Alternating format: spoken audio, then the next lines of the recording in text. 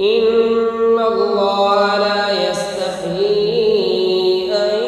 يضرب مثلا ما بعوضة فما فوقها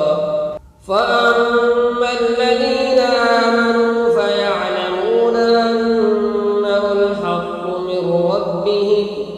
وأما الذين كفروا فيقولون ماذا أراد الله بهذا مثلا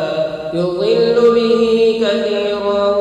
ويهدي به كثيرا وما يضل به إلا الفاسقين الذين ينقضون عهد الله من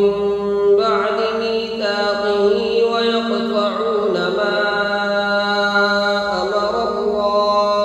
ويقطعون ما أمر الله به أن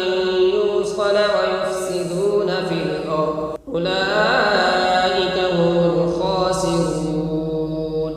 كيف تكفرون بالله وكنتم أمواتا